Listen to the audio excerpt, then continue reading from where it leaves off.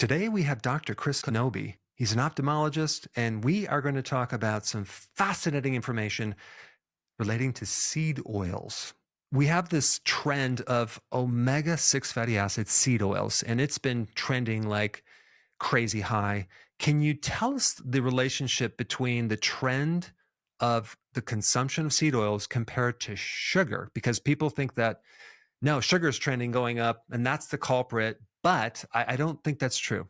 First of all, thanks for having me on, Eric. And yes, so this is the work that I've been doing for the last about 13 years, deeply investigating seed oil, the industrial seed oils and their connection to overweight, obesity, diabetes, and almost all this chronic disease. And this is what you just mentioned. I'm so glad you brought this up first. I'm looking here because I'm going to try to give you the exact data on this to answer this question. So people say, yes, they think sugar is the driver of all of this. And I am entirely convinced that the opposite is true. Not that sugar is healthy. It's definitely a nutrient deficient food, but let me get right to this data so I don't waste anybody's time. So I want to give you the most compelling evidence right off the bat is, so most of our sugar consumption, and everything I will say or mention will come from published evidence. So most all of our sugar consumption in the United States, which we've published and Stefan Guillenet has published, the increase came before 1922. So by 1922, we were already at 473 calories worth of sugar. And up to 1987, that barely changed. It went up to 497 calories. So, right, 24 calories difference, I think that. From 1920 to 1922 to 1987, yeah, sugar consumption was a flat line. And you'll see the data if you bring this in this graph that I'll send you. But during that time, so we've looked at obesity, and obesity was 1.1% in men age 18 to 80 in the late 19th century. That's Scott Allen Carson's work. So and then the next data was 1960 for obesity, which was 13%, 13.4 basically. And so we interpolate the data between those. So that's done through Excel. Anyway, so obesity was 2.95% in 1922. But it increased to 18.6% in 1987. So obesity increased over sixfold, while the sugar changed virtually not at all. It went up 5%. So this is a 65-year period of time. So if you're going to say sugar is the driver of this, how do you account for this? Because this is a 65-year period of time in history where we know sugar basically didn't change. Now it's gone up on either end of those years somewhat. We can get into more detail about that. So let's talk about the vegetable oil. So the vegetable oil introduced in the United States in 1866 has climbed all the way through 2010. So we went from 0 to 80 grams per person per day by 2010. And in 1922, the vegetable oil consumption was 78 calories per person per day. And that increased to 1987 to 497 calories. So just to kind of recap that data, yes. We're talking about, if you type in with ChatGPT about seed oils, it says, oh yeah, the average person has about 20 grams. No, it's 80 grams, which is basically about, 1/3 of our calories, isn't it? We're right, almost like 25%, or 1/3 of our calories, which is about a half of a cup. No, is it a third of a cup? It's a lot of seed oils. Yes, it is. It's not this 20 grams. Between 1922 and 1987, sugar went up 5%. Vegetable oils went up 605%. Obesity increased 6.3-fold, or 532%. This is a 65-year period. And if you want, I could mention the evidence on diabetes. It's even more compelling, the increase in diabetes during this period. Do you want me to mention that? Yeah, because people, I don't think people realize the how a fat, an oil, can cause diabetes, because they're always thinking blood sugars, but right. I'm sure you can tell us like what's going on there. Right, we can get to that. So the evidence on diabetes. So diabetes was so it's incredibly rare in 1890. This is published by Sir William Osler. Diabetes affected 0.0028% of the population. Now it rose all the way to 13% of the population by 2016. That is a 4,643-fold increase in diabetes. But let's just talk about, let's go back to 1922 to 1987. So we're looking at the exact same time frame we were looking before. Diabetes increased from about 0.09% in 1922 to 2.6% in 1987. It's gone up way, a whole lot more since then. How big of an increase is this? 2,800% increase in diabetes, a 29-fold increase during this 65-year period. So obesity went up 6-fold, diabetes went up 29-fold during this 65-year period when sugar did not change. So and I've got this evidence all over many other countries all over the world. It is everywhere I look. So far, I'm seeing evidence like this where you've got sugar and even carbohydrates flat or going down even. And the data gets more interesting if you look more recently, since 1999, that sugar's a bit on the decline while our obesity and diabetes rates have escalated exponentially. It's day coincidence. I mean, when you analyze data, you want a trend, you want to look at comparison from one date to another, and you, this is smoking gun, and this is it. Wow. Yeah. So basically, when someone consumes seed oils, and of course, they call them vegetable oils. Mm-hmm. They even have pictures of vegetables, right? So you have these wonderful vegetables, but those are not in here. And it's heart. They actually can put heart healthy. We'll get into that. What's the mechanism causing diabetes in a kind of a simple way? How would you explain that? Yeah, the very simple one-sentence answer is that they're driving mitochondrial dysfunction. Okay. So the way that, if we get into a little bit more detail, is that the seed oils that are rich in omega-6 fats accumulate in our body fat. And these omega-6 fats and omega-3, they're polyunsaturated. So they're prone to oxidation. And so when these fats, they accumulate in your body fat, then they're prone to oxidation, which inside the body, as you always say, it's very equivalent to rusting. And inside the mitochondria, which is the powerhouse of our cells, there is damage to what's called a cardiolipin molecule, which ultimately is an important part of the electron transport chain. There's something that it targets specifically in the mitochondria as this fat is being turned into energy and into the storage of ATP. Are you saying that? Well, first of all, can we use this oil as energy?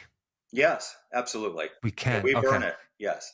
Okay. So, but in the process, because it is the way it is, it basically damages something in our mitochondria, which then doesn't allow us to make the final product of energy. Well, it's not in the process of burning the omega-6s. It's the fact that they're incorporated into these structures, these molecules, okay, and in the cardiolipin, and then they become oxidized because they're prone to be, they're subject to attack by free radicals. So do they go into the membrane? Yes, and then that membrane becomes leaky, and that inner mitochondrial membrane, and it leaks the hydrogen protons, which have to create a gradient in order to. So let me just unpack ATP. That a little bit, because that's a little complex. Yes. So if you take the membranes around, I have a cell. We have a membrane around the cell. It's this outer cutting, and then on the inside of the cell, where there's a mitochondria, there are these little things right here, and they have membranes around them, the little saran wrap type things. If you even stretched out, I don't know if you've ever calculated the surface area of just the cell membrane. Mm-hmm. If you take the number of cells and you stretch them out, the surface area comes to 90 acres, which is like, what? So there's this huge surface area. And this is how the mitochondria makes energy, because it starts to creates this difference with certain things on one side versus another, kind of like a battery. And then you have voltage and this whole thing. So that membrane is essential for creating electricity and power to be able to store energy. So, right. So in other words, this fat gets into that membrane, and now it kind of starts leaking, mm-hmm. and then now we lose the power. It's kind of like having a car and you loosen one side of the bolt on the frame. It's like, now we don't have that stability, right? It's just like flying all over the place. Yeah. Okay. Great analogy. Interesting. Right. Interesting. And then I'll just mention too that the accumulation of these omega-6 fatty acids in our bodies, they ultimately drive not only this pro-oxidative environment, but it's also pro-inflammatory. It's directly toxic through what are called advanced lipid oxidation end products, and it's nutrient deficient. You don't get any vitamins A, D, or K2 in the vegetable oils, no matter even the good ones. You don't get any vitamins A, D, or K2. So I always say these are the 4 pillars of hazard, and you put these together, and you just have the recipe for metabolic disaster and physical degeneration. Back to, well, what's driving obesity? Well, part of it is that you've disabled or caused dysfunction in the mitochondria, and you can't burn fuel properly. And so then your energy consumption, your energy production in your own body goes down. And at the same time, you want to eat more when you consume the vegetable oils. You're probably trying to get more energy because you're not making energy. Absolutely. To talk about this mitochondria, we have a little assembly line of taking this food, and you have the glucose, the fats, and the amino acids. It's going through this assembly line, this factory, and it's extracting energy, or called electrons, right, from there, and then other things it's extracting. But in school they don't really teach you. There's like 8 different steps, but they don't really tell you or emphasize that the cofactors to allow from one enzyme to go to the next. So those are all vitamins and minerals and things like that. So right. I think what you're saying is that when you consume something in a refined form like this, you're not going to get the nutrients. So now the body has to pull from reserve, from creating deficiencies as you consume this. The same thing with, like, even if you did sugar, but you're creating deficiencies as you're burning the fuel. And then when you run out, now we have a problem, because now these enzymes can't work. And then but this actually lodges into the membranes, right? It actually gets stuck in there for some time. That is such a great point, Eric, because so many people are just overlooking the fact that especially we're so deficient in minerals, and these minerals, as you said, they're the cofactors of all these enzymes. If you can't run these enzymes, it's just like, as you use an analogy about a car. Well, if parts of your engine are not functioning, there's going to be an overall problem with power output, and then all sorts of things start failing. And in our bodies, this is where we start gaining weight. We start becoming insulin resistant, which means that your body doesn't respond to insulin, then your glucose goes up, and you're just poisoning yourself with these. These are what I call chronic metabolic biological poisons. Short answer is these are poisons. When seed oils were first introduced into the diet, I think, weren't they I think in the book, if I remember correctly, they were kind of like, well, what are we going to do with this waste product, because they're using it for something else? Oh yeah, let's put it in the food supply. I mean, what happened at that point? Yeah, so cottonseed oil was the first manufactured seed oil in the United States. We didn't up through 1865. There wasn't any seed oils in the food supply. There was a fraction of a gram of olive oil available. Almost no one had access to olive oil in the United States. Some in California. But anyway, So the cottonseed oil was initially, before it was in the food supply, it was used as machine oil and lamp oil primarily. Then it was used as fertilizer, and then as cattle feed. But right in there, as they started using it as fertilizer and cattle feed, they decided that they wanted to sell it as food. And Americans didn't want any part of that because they knew it as machine oil and lamp oil. I mean, it'd be like, giving us motor oil as food and saying, here you go, eat this. And they didn't want any part of it. So manufacturers were not deterred. They just decided to start adulterating. Well, first they mixed the seed oils, the cottonseed oil, with butter to make margarine. They called oleomargarine back in that day. And then that began to work. So then they began to adulterate olive oil with it. And they sent huge amount, I think it was 55,000 barrels of so-called olive oil to Europe. And the French made complaint in 1880 because they knew just by the taste it was not olive oil. And that it was like half or something like that vegetable oil. And then eventually, by 1909 or in the early 1900s, Procter & Gamble began to produce Crisco, trans fats, which is created by bubbling hydrogen gas through this cottonseed oil at that time in the presence of a nickel catalyst. And so they produced this product that looked kind of like lard, and that's what the goal was. So the whole goal with these was to make money. It wasn't because they were healthy. The goal was to make money. It was to outsell butter and lard with these oils somehow. And that's what they did. And they were extremely successful. And there was a lot of money in it. So we got cottonseed oil initially. And then in 1909, soybean oil entered the food supply. And then we got all the rest. So now today we've got soybean, corn, canola, cottonseed, rapeseed, grapeseed, sunflower, safflower, rice bran, sesame, and peanut oils. Those are my list of sort of the worst that now account for, as of 2010 anyway, 80 grams per person per day, which we talked about earlier, is 720 calories worth, 32% of U.S. caloric consumption. So even if you there's going to be a little bit of plate loss there. So it's at least a fourth, if not a third, of the American diets coming out of these gigantic factories that look like petroleum refineries.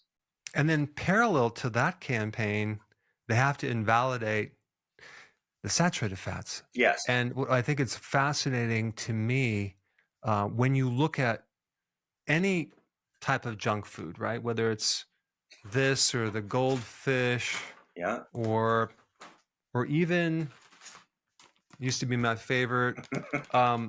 If you look at these, I say, well, saturated fats are junk foods. They're in the junk. No, they're not. I actually looked at all these, and there's very little saturated fats. It's all unsaturated fats, which is fascinating to me because that's kind of like a downplayed point that ultra-processed food calories are just a tremendous amount of unsaturated fats, and people think, oh, that must be healthier, but no. It's just exactly. It's just the opposite. They're very, very unhealthy. And yes, all of the processed foods are using seed oils. You try to find a processed food that has butter or lard or beef tallow in it. You just will hardly ever find any. So there's, I don't know how many, tens of thousands, if not maybe hundreds of thousands of processed foods and restaurant foods that are all laced with, they're just loaded with vegetable oils. So when my wife, she cooked something, like shrimp, and there was olives in there and feta cheese, and I ate it. I didn't sleep that night, and the next morning I'm like, I normally sleep good. What's going on? So I went to see where she got those olives and that feta cheese. It was in a container filled with, I think it was canola oil. I'm like, not even olive oil.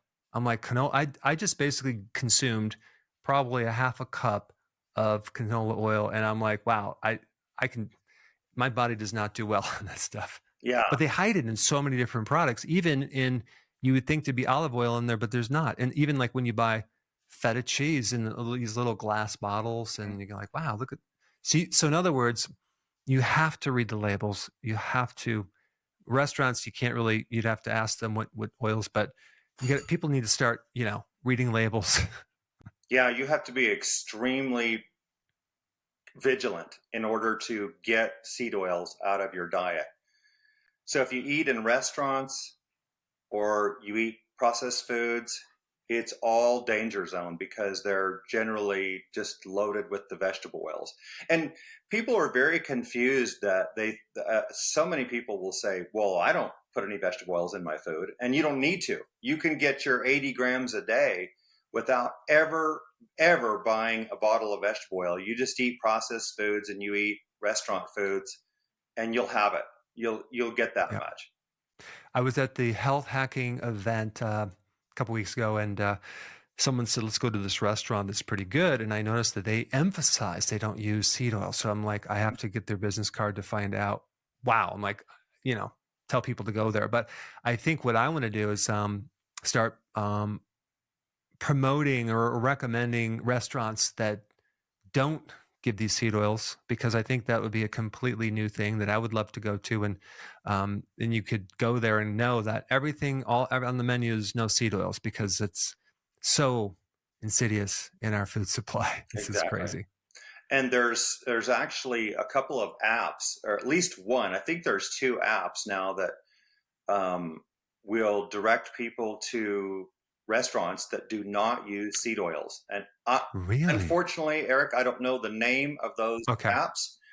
I'll find them and put them in the description. Yeah, those would be excellent for people to find some of those restaurants. There's precious few restaurants that don't use seed oils, but they are learning this from us. They're getting it from people like me and you. So I guess I didn't know this, but you clarified something. In the fat cell, there's a lot of saturated fat, there's cholesterol. I did not know that these polyunsaturated fats went into the fat cells, and I didn't know that we can actually even burn them. I guess we can, but with a package, with a price to pay. Yes. Wow. I mean, ultimately, with these fats from the omega-6 and omega-3, they're meant to be in very specific places in our body. But if you just eat them in overload, which we do when we're consuming seed oils, they do, as I mentioned, they accumulate in our body fat and in our cell membranes and intermitochondrial membranes. They're accumulating everywhere that you have fat, in proportion to the amount that you ate. And the half-life of these fatty acids in your body is 600 to 680 days. So you can round it off, it's about 2 years. So when people quit consuming vegetable oils, it will take about 3 years to get those entirely out of your body. That's how long it'll take. Well, you're talking maybe 3 years before it turns into half of what it was, right? Well, incredibly, yeah.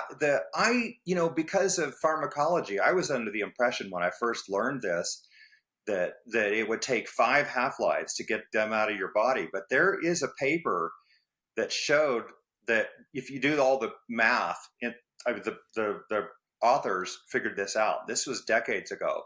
They figured out that you can overturn all of your fatty acids in 3 years, even though the half-life is 600 to 680 days of these fatty acids. So that's kind of good and bad news. That the good news is that you'll eventually get there. The bad news is it might take you 3 years, to completely get your fats in your body down to ancestral levels, was what I call it, because they're extremely high today. Incredible. It's right now, what I'm doing is I'm trying to broaden my educational materials to the average person on the street, to get them aware of what they're eating. So we have a whole simple campaign to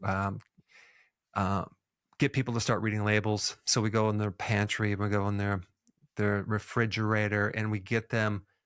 First of all, we teach them, how to identify the at least three things in this junk food, the synthetic sugars, synthetic starches, and the seed oils. Mm-hmm. And then we go to the grocery store, Mm-hmm. and then we start reading labels. And it's interesting. It takes, quite a few of those labels before they all of a sudden they get it and they go, wow, I've never even read a label before. And they're just looking around amazed for the first time. They're recognizing that it's hard to find quality food in the grocery store, which is a huge step up because they didn't even know that they didn't even know. But then a month later, we just come back and we interview them. Once they have some key knowledge on that, it's like they're not going back because they feel so much better. The inflammation goes down. Exactly. You start cutting out the seed oils.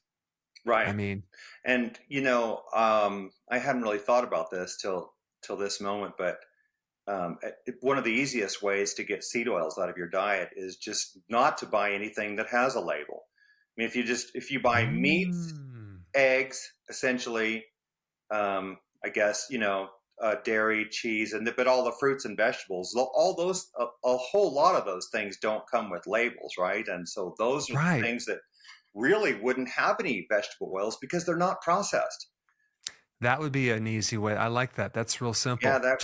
Yeah, it might make it pretty simple for most. If they just think, first of all, all natural foods are never going to have seed oils. So this is why all of the hunter-gatherer type populations who never have seed oils in their diet. Of course, they also don't have sugar or refined flours, but they never have obesity. They have no diabetes, no heart disease, almost no cancer, right?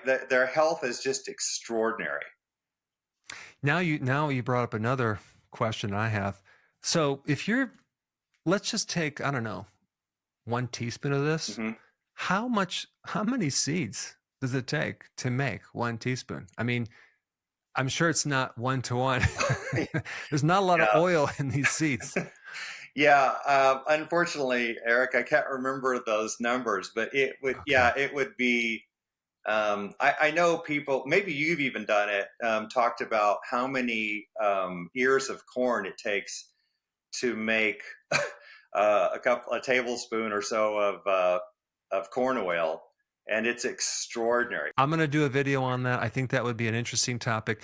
I did recently search out how much it costs to buy a metric ton of dent corn, which is inedible, field corn. Oh, and that's basically what ends up in all of our food. You can right now, actually, as of last month anyway, you could buy it for $198, a metric ton of corn. wow. Which then can produce, I think it was up to almost 7,000 boxes of cornflakes. So the profitability on corn, because it's subsidized, is so great. I mean, what a great business to get into if you have an evil purpose, because it's just so bad. And I think also, they can make also starches and then oil. It's like you could just turn that into anything. But I don't know. When I look at corn and I just even envisioning chewing corn, I don't see a lot of oil coming out of there. I don't know, maybe I'm wrong, but no, you wouldn't. In 2014, I looked at the data on the cost of seed oils globally, and it averaged exactly $1 per kilo, per 1,000 grams of seed oil. So I did the math. So again, since we were consuming 80 grams of seed oils in 2010, and it's really similar since then, it's really close to that. That 80 grams would cost, if it's soybean oil, which is the most popular oil in the United States by far, that would cost processed food manufacturers 5.6 cents. That's why they use it. If they were to use butter instead, it would cost 36 cents. So it's about 6 times more costly to put butter in a product, which would make it healthy, than it would to put in seed oils. So if you think about it, like, to make Pop-Tarts, you need vegetable oil, refined flour, and sugar, right? And for 10 cents, they probably can make Pop-Tarts that cost $3 or $4, and that's what processed food is, no matter where you look, whether it's whether it's pizza or Pop-Tarts or or chips. They're all, containing a lot of the same ingredients: refined flour, sugars, and seed oils. You pay 3 times. You pay taxpayers, you pay certain farmers to grow that crop. So you just paid for it. And then you buy the product, and then you have to pay the doctor for all the side effects you get from it. So it might sound like you're saving money, but I don't think you are saving money. No, I really think that if you spend the extra money to get healthy food free of processed foods in the first place, it definitely will cost you a bit more. I don't know exactly what that number would be, but it'll cost you more than the same caloric content for processed foods for certain. But I think in the end, it could save you 1,000-fold. I'm making up that number, but when I look at people what's being spent at the end of life with heart disease and cancer care and autoimmune disease care, it's so common for these people to have bills that are beyond $20,000 a month to take care of them, right? You're an ophthalmologist. You studied the eye, and this is probably you got. Well, I know this. You got interested in the seed oils just from looking at macular problems, right? Is that how you stumbled on this? It was the other way around. I really started looking at processed foods and all this chronic disease. That was where I was back in 2013, about 11 years ago. And then that year, Eric, I did hypothesize just to myself that possibly processed foods might also be driving age-related macular degeneration, AMD, the leading cause of irreversible vision loss and blindness in people over the age of 50 worldwide. And I ultimately did leave practice to pursue that very question, to pursue the research on that. And we looked at data in 25 nations, and every single nation, the data completely supported the hypothesis that it's mostly vegetable oils and probably sugar and refined flour, the processed foods driving macular degeneration. But the overwhelming cause, I use the term loosely, because I hate to use just association or correlation, because we all want to know what the cause is, right? And I think, so I would say the cause is the vegetable oils. And that's why eventually then I just came back to my roots, which was start looking at this in relation to obesity and metabolic disease, diabetes, Alzheimer's, and all this, right? And so that's kind of where I've been over the last 6 years now. Wow. Yeah. Fascinating. This is awesome. So I'm definitely going to recommend everyone get this book right here. I'll put a link down below, because this is like the Bible of seed oils, everything you want to know about it, but it's just fascinating. All the data. I don't know how you compile this data, because this is a major project. I'll do a video. I know what it takes to put into one video, but you did this masterpiece. It's like this is like a work of art. Just the amount of data and correlation and research. I don't know how you did it, but I'm glad you did it. And so now it's all summarized for someone. Yeah, well, I'm a data junkie. I just kind of live and die by data. I figure that, data is where data doesn't tell you the answers, but it leads you to the answers, I think, if it's good data. And so I think it's just extremely important to paint these pictures for all of us, because I learn from it too. And I'm just like everybody else. I just want to know what are the right answers? What are the true answers? You do that every day in your work, Eric. But I've been working on this for about 13 years now, and I just love trying to figure it out. I just like the investigation, and I want to bring this knowledge to the people.